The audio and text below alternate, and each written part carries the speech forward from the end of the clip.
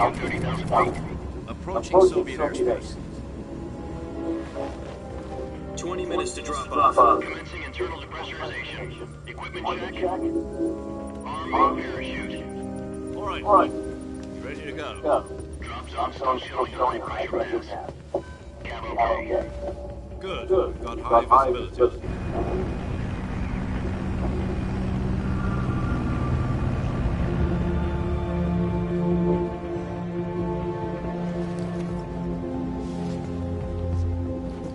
Put out that cigar. Connecting oxygen hose to interior connector. Put on your mask.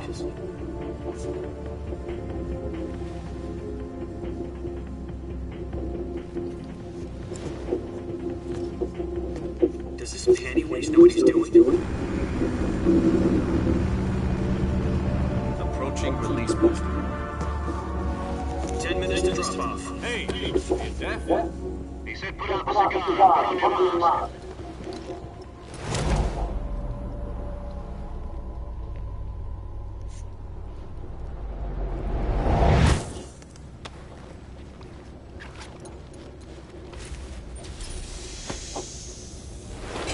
Depressurization complete. Checking oxygen supply. 6 minutes to drop off. Opening rear hatch.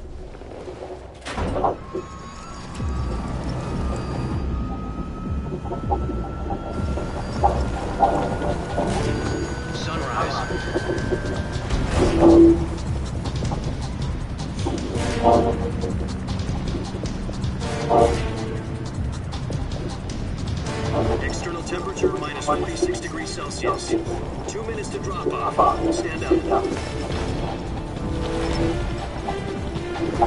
You'll be falling along 150 miles per hour. Try not to get spotted by wind chill. 1 minute to drop off. Move to the rear. Activate BLF auto. This is one for the history books. The world's first halo jump. 10 seconds to drop off. Stand by. Status okay. All green. Prepare for drop-off. Countdown. 5, 4, 3, 2, 1. Spread your wings and fly. Got me.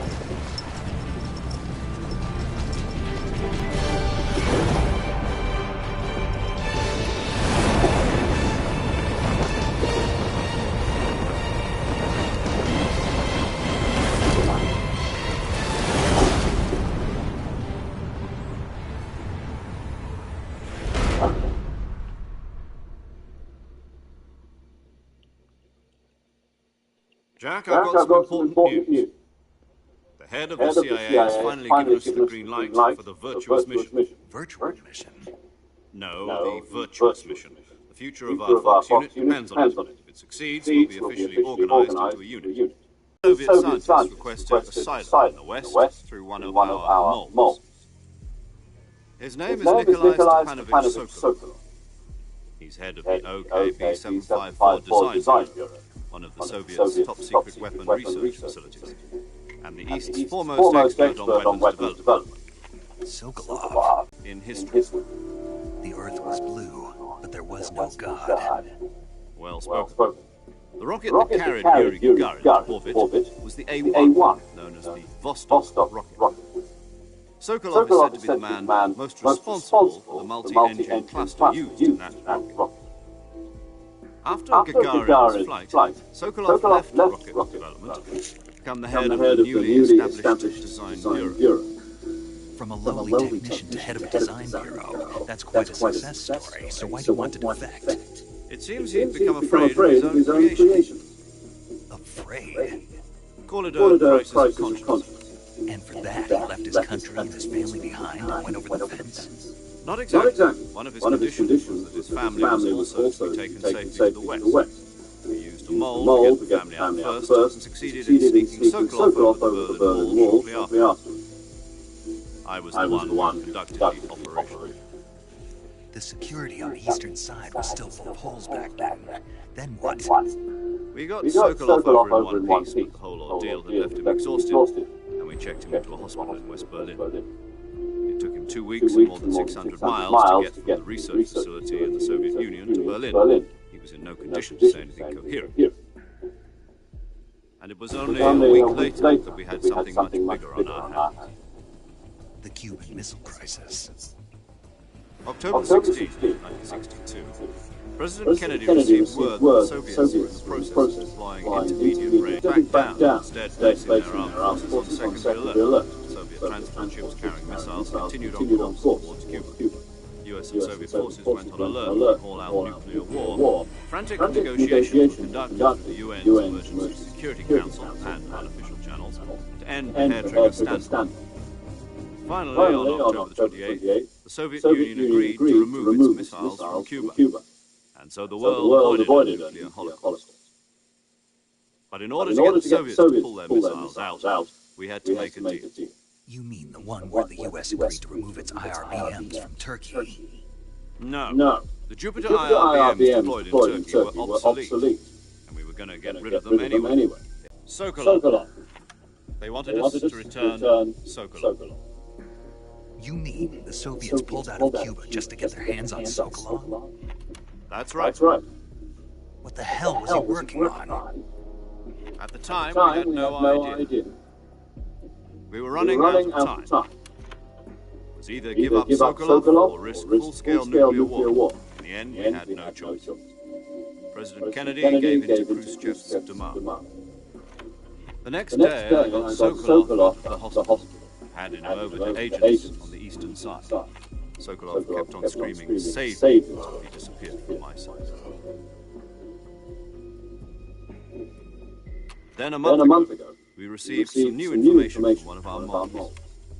About Sokolov? Yes. He was taken back to the research facility and forced to continue working on the weapon in question under KGB supervision. What's more, it's on the verge of completion. So what kind of weapon is it? Something to do with space rockets? No. Missiles. Same technology. I guess you're right. We don't know the details, but it appears to be a new kind of nuclear device. For half a year now, the Soviets have been conducting frequent nuclear tests at Semipalatinsk. Something to do with the weapon, I assume. We're talking about a secret weapon so big that Khrushchev was ready to pull out of Cuba to get it back. Is Sokolov still in the facility? No. According to our intelligence, he's in Selino Yas, a place in the mountains about 3 miles to the west that's known as the Virgin Cliffs. The Virgin Cliffs. Nice name for a virtuous mission. They moved him there just recently. Why? Apparently, they're conducting a field test of the weapon, but it's our best chance to get him back. This mission would never have been possible if he was still in the research facility. This is our last chance. Sokolov must have known that when he contacted us.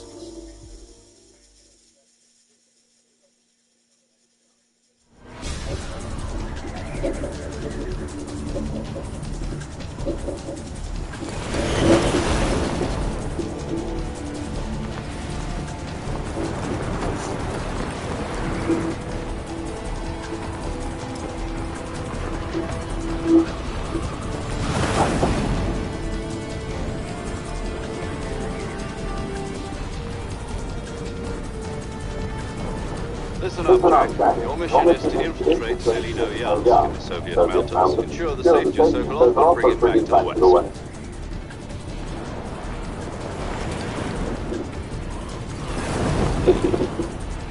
If we don't get Sokolov back before that mission is complete, we'll be facing a major crisis.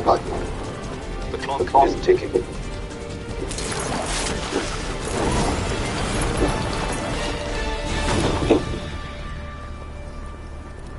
Once we've confirmed the rescue of Sokolov, stand by at the recovery point. A recovery balloon will be dropped at that point.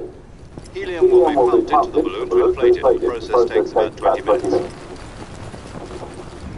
Once it's complete, the gunship's arm will latch onto the balloon and pull it up. The full surface-to-air recovery system. I'm familiar with the theory. Take it easy. It's been combat. Do you think Sokolov is up to it? The shock will be less than during a parachute jump, and the arm can handle up to 500 pounds. So you're planning on going over the border in a single combat talent? She's equipped with two 6-barrel 20mm Vulcan cannons, as well as two 40mm machine guns. Sounds like she could hold her own against a battalion of tanks. Even with the fuel in the reserve tank, we're facing a 4-hour time limit. If all goes well, it shouldn't take more than a few hours. Home in time for dinner. But if anything goes wrong, you'll be eating dinner, breakfast, and all the rest of your meals in the jungle.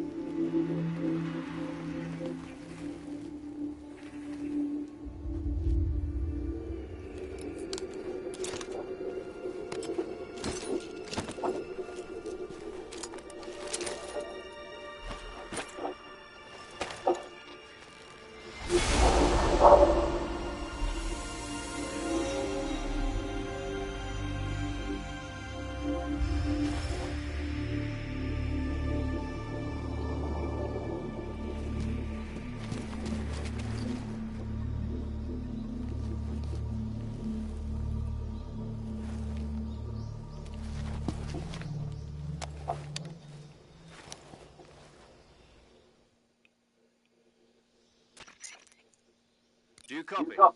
You're already in enemy territory, and somebody might be listening in. From here on out, we'll be using code names to refer to each other. Your code name for this mission will be Naked Snake. I'll be referring to you as Snake from now on. You're not to mention your real name. Snake? Oh, you don't like snakes? What do you mean? You've eaten one before, haven't you? In survival training. I'm glad to hear that. I don't know if I'd ever order one in a restaurant, but... Be careful, you might not have a choice. What about you, Major? What should I call you? Let's see. I'll be Tom. Call me Major Tom. This will be a sneaking mission. You must not be seen by the enemy. You must leave no trace of your presence. Is that clear? This kind of infiltration is the Fox unit's speciality. In other words, weapons and equipment to procure on site. That goes for food as well. You're completely naked, just as your name implies. Great. Now I see why you asked me if I liked snakes. I suppose calling me Snake was your idea of a joke, too. No. There's a good reason for that. I'll tell you later when the time is right. Gotcha. Getting back to the subject, how exactly am I supposed to feed myself? You've been issued a knife and a tranquilizer gun. Use them to hunt for food. You'll also find some medical supplies in your backpack. Yeah, about the backpack. I lost it in a tree on the way down. I see. Well, you'd better go back and get it. You know where it is? No problem. I can see it from here. It's stuck on a branch. To climb a tree, stand in front of a tree that's covered in ivy and press the action button. I'll be monitoring your progress over the radio. We can't risk violating Soviet airspace, but I'll be in the gun ship. My frequency is 140.85. I'll give you a call if I need to talk to you. If you need to talk... Okay, Snake, go get your backpack.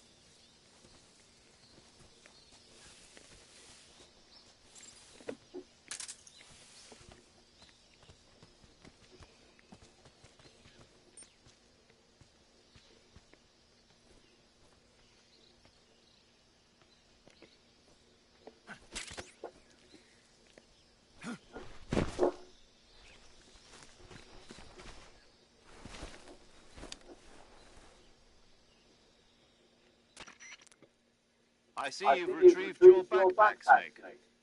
To equip a weapon, it's necessary to take it out of your backpack. In the survival viewer, choose Weapon from the backpack. Your available weapons will be displayed in a list on the screen.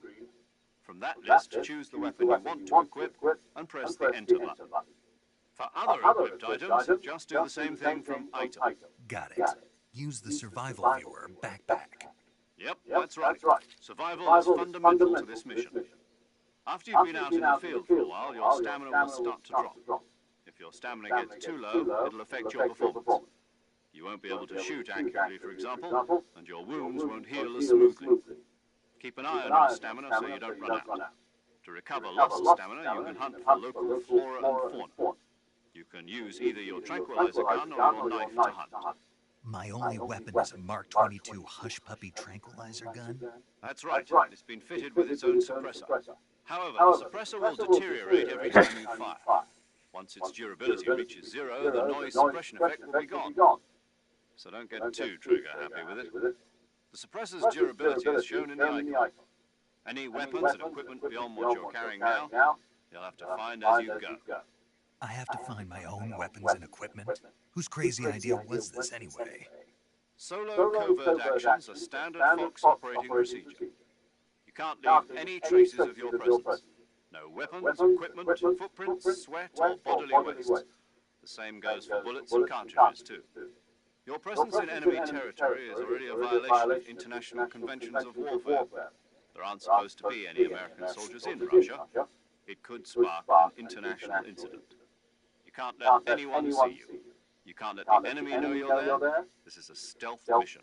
You're a ghost, Snake, in every sense of the word. And there'll be no rescue if you're captured.